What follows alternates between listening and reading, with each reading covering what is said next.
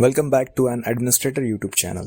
This General Studies Foundation course on history is useful for all General Studies syllabus based exams, either objective or descriptive in nature, like UPSC, State PCS, Staff Selection Commission and other related exams. तो इस lecture series में पहला main topic है introduction to Indian history.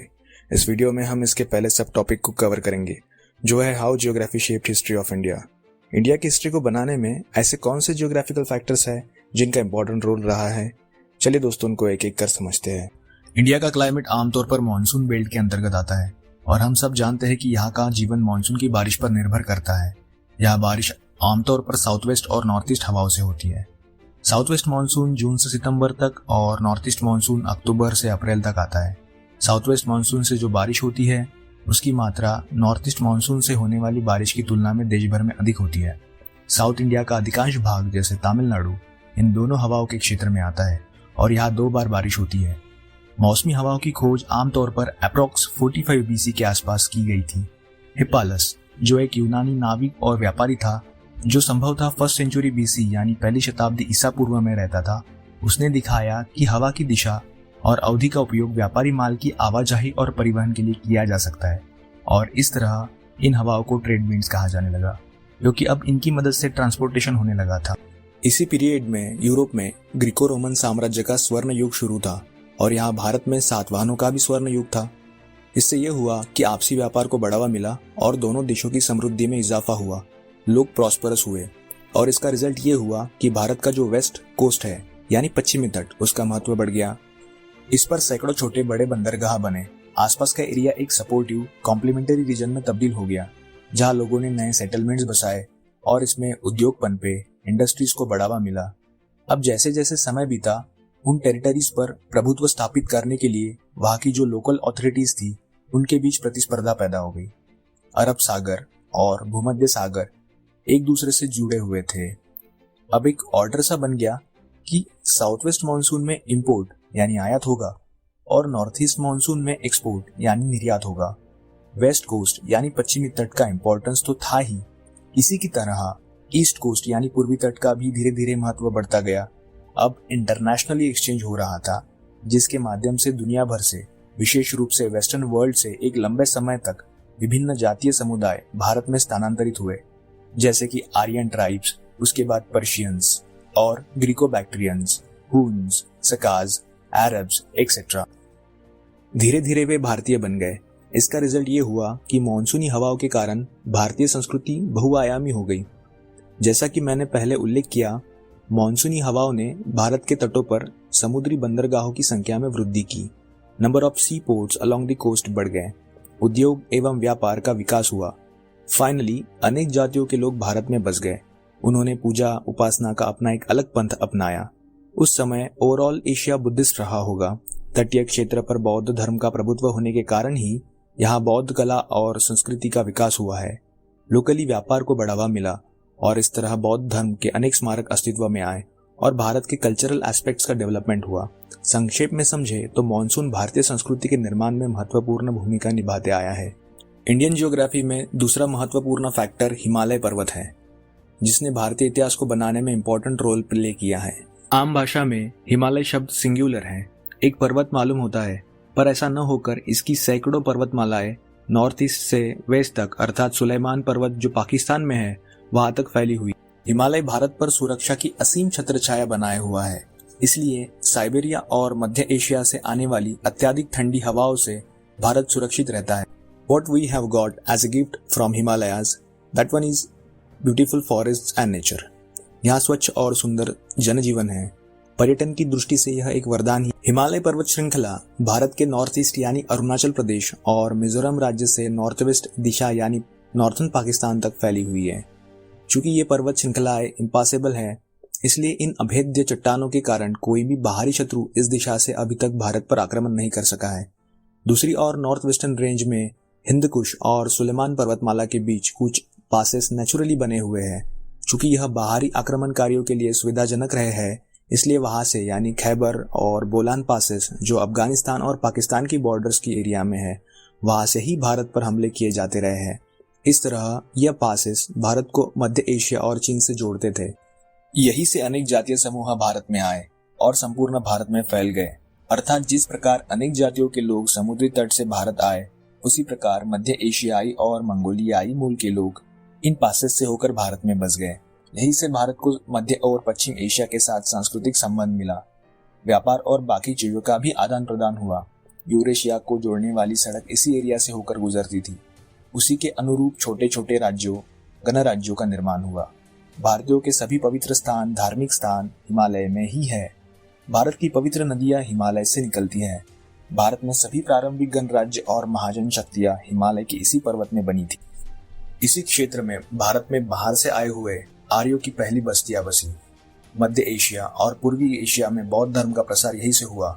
बौद्ध काल के दौरान यानी ईसा पूर्व 6ठी शताब्दी में यहाँ के साम्राज्य फले फूले। उनके बीच वर्चस्व की लड़ाई शुरू हुई।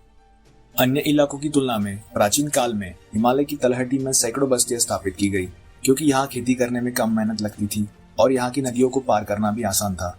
इसीलिए हिमालय ने प्राचीन भारत के ऐतिहासिक विकास के साथ साथ भारत के धार्मिक और आध्यात्मिक व्यक्तित्व के निर्माण में महत्वपूर्ण भूमिका निभाई है। सिंधु गंगा के मैदान, जिन्हें महान भारतीय मैदान भी कहा जाता है, सिंधु, गंगा और ब्रह्मपुत्र नदी प्रणालियों के बड़े बाढ़ क्षेत्र यानी फ्लड प्लेन्स हैं, जो एक जियोग्राफिकली इंपॉर्टेंट फैक्टर है। इस मैदानी क्षेत्र में सिंधु, गंगा, ब्रह्मपुत्र और उनकी सहायक नदियां सम्मिलित है। ये नदियां मुख्यतः पेरिनियल यानी बारहमासी है और कृषि के लिए बहुत उपयोगी है। यह घाटी भारत के समृद्ध भूभागों में गिनी जाती है।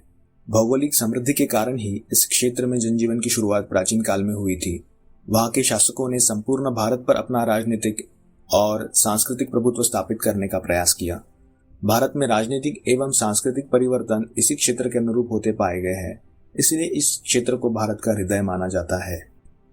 चूंकि इन नदियों की घाटियां गाद मिट्टी यानी सिल्ट सॉइल से भरी हुई है, इसलिए इसे भारत की सबसे उपजाऊ और समृद्ध भूमि माना जाता है। इसी कारण से यहाँ मानव आबादी घनी है। इसमें प्राचीन काल से मगध कौशल यानी आज का उत्तर प्रदेश सर्वाधिक समृद्ध एवं जनशक्ति संपन्न राज्य रहा है। प्राचीन भारत के सांस्कृतिक विकास में इस क्षेत्र का योगदान महत्वपूर्ण है। जैसे विश्व प्रसिद्ध नालंदा, विक्रमशिला, श्रावस्ती, काशी प्रयाग आदि धार्मिक केंद्र और विश्वविद्यालय इन्हीं एरियाज में थे। यहीं पर सिंधु सभ्यता का उद्भव और विकास हुआ। ऐसा माना जाता है कि 6ठी शताब्दी ईसा पूर्व से पहले इन घाटियों में महान सामन संस्कृति के कई आंदोलन मौजूद थे, जो वैदिक हिंदू धर्म के समानांतर थे, लेकिन उससे अलग थे। आर्य सभ्यता का आरंभ और महाभारत रामायण जैसे महाकाव्यों का विकास इसी गंगा यमुना घाटी में हुआ। यहाँ के कुरुक्षेत्र में कई प्रसिद्ध लड़ाइयां लड़ी गई और यहीं पर भारतीय दार्शनिक आध्यात्मिकता के शिखर पर पहुंचे।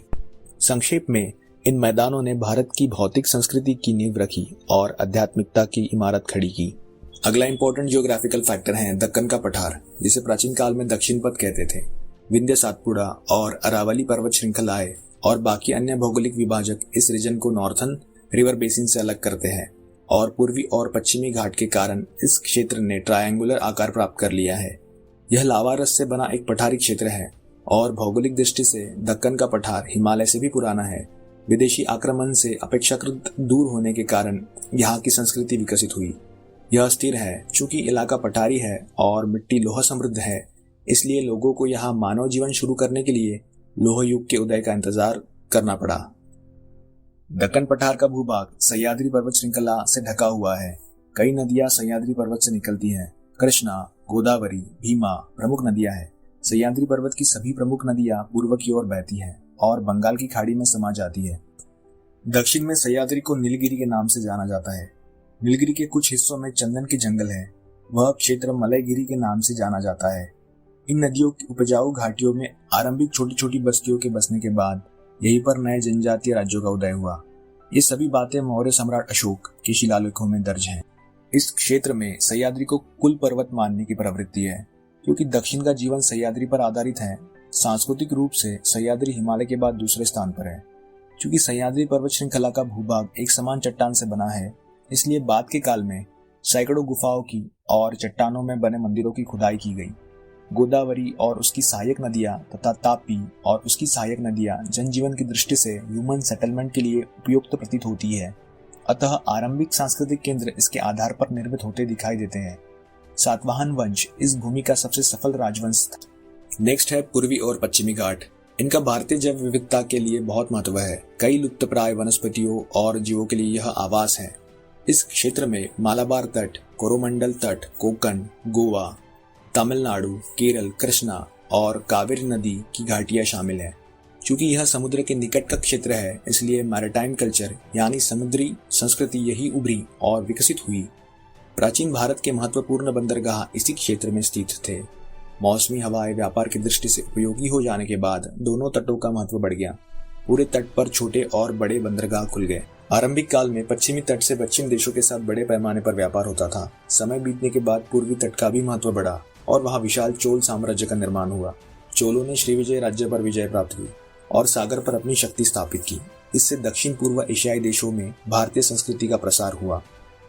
ईसा शताब्दी के आरंभिक काल में जब भारत का समुद्री प्रभुत्व अपने चरम पर था, तब इन्हीं बंदरगाहों से बड़ी मात्रा में व्यापार होता था। लेकिन जब समुद्र पर का प्रभुत्व पश्चिम देशों की ओर चला गया, तो पश्चिमी लोगों ने यहीं से भारत पर आक्रमण करना शुरू कर दिया, जैसे पोर्तुगीज, फ्रेंच और अंग्रेज। अंततः इस आक्रमण के माध्यम से भारत पर ब्रिटिश वर्चस्व स्थापित। भारतीय नदियों का भी अपना एक विशेष महत्व है। पहाड़ों की तरह देश के ऐतिहासिक प्रवाह में नदियों का भी योगदान महत्वपूर्ण है। हमने देखा है कि जीवन की शुरुआत नदियों की इन घाटियों में हुई। पर्वतों की छोटी और बड़ी श्रृंखलाओं से लेकर पूरे देश में नदियों का जाल फैला हुआ देखा जा सकता है। चूंकि प्रत्येक नदी जीवनदायिनी है, इसलिए इतिहास के अलग अलग समय पर इन नदियों की घाटियों में रीजनल कल्चर्स यानी क्षेत्रीय संस्कृतियों का उदय हुआ। इसमें सिंधु घाटी में निर्मित सिंधु घाटी सभ्यता ही भारत की मूल सभ्यता है। यह संस्कृति भौतिक विकास के उच्चतम शिखर पर पहुंच चुकी थी। इसके बाद गंगा यमुना घाटी में गंगा यमुना संस्कृति यानी आर्य संस्कृति का उदय हुआ, जिसने भारतीयों के मन को आकार दिया और आध्यात्मिकता के क्षेत्र में वर्चस्व स्थापित किया। यह इस संस्कृति की विशेषता है कि भारत के कोने कोने में आज भी गंगा के प्रति स्नेह स्पष्ट रूप से महसूस किया जाता है। यह उदाहरण अनेकता के बीच एकता को समझाने के लिए पर्याप्त है। नर्मदा तीसरी प्रमुख नदी है, जिसने सांस्कृतिक इतिहास बनाने में महत्वपूर्ण योगदान दिया है। यह एक पश्चिम की ओर बहने वाली नदी है, जो भारत के कई राज्यों को जोड़ती है। हम गर्व से नर्मदा को भरतखंडे, नर्मदा तीरे कहते हैं, क्योंकि नर्मदा का धार्मिक महत्व गंगा से अलग है। नर्मदा परियात्रा का आज भी उतना ही महत्व है। प्राचीन काल में नर्मदा घाटी के कारण ही विंध्य सातपुड़ा जैसे सुदूर इलाकों में सभ्यता विकसित हो सकी थी। चूंकि अस्थिरता नर्मदा का लक्षण है, इसलिए इस संस्कृति को स्थिरता नहीं मिल पाई। सह्याद्री पर्वत की गोद में विकसित हुई गोदा संस्कृति का महत्व पहले की संस्कृतियों से बिल्कुल अलग है। यह एक आदिम कृषि संस्कृति है, जिसकी उत्पत्ति दक्षिण भारत में हुई थी। गोदा संस्कृति गोदावरी नदी की घाटी में फैली हुई थी। यह कहना कोई अतिशोक्ति नहीं होगी कि इस संस्कृति ने दुनिया को कपड़ा और रेशम पहनना सिखाया। उन्होंने टेक्सटाइल कल्चर का विकास किया। भारत के यह शहरी केंद्र विश्व मानचित्र पर टेक्सटाइल कल्चर का सम्मान जीतने वाले पहले केंद्र थे। अजंता वेरूल की खूबसूरत दुनिया को यहाँ की समृद्ध भौतिक जीवन प्रणाली से आकार मिला था। इसमें सभी भारतीयों को देखा जा सकता है। इस विरासत को समस्त मानव जाति की विरासत के रूप में मान्यता प्राप्त है। इसलिए गोदावरी को दक्षिण गंगा कहा जाता है। इसी प्रकार से समय के साथ ही दक्षिण में कृष्णा, तुंगभद्रा, कावेरी आदि नदियों की घाटियों में जनजीवन ने और जैसे जैसे समय बीतता गया, वे छोटे छोटे राज्यों में संगठित हो गए। कभी राज्यों का साथ आना इनके अस्तित्व को बनाए रखने के लिए था, तो कभी प्रभुत्व स्थापित करने के लिए। संघर्ष इसका ज्वलंत उदाहरण है। इन सभी को मुख्य रूप से दक्षिणी और द्रविड़ सभ्यता के रूप में जाना जाता। इस तरह से इन जियोग्राफिकल फैक्टर्स ने इंडियन हिस्ट्री को आकार दिया है। इस सीरीज में दूसरा lecture introduction to Indian history इस टॉपिक के दूसरे part sources of Indian history पर रहेगा। अगर आपको ये वीडियो पसंद आया तो कृपया लाइक कीजिए, शेयर कीजिए और सब्सक्राइब कीजिए।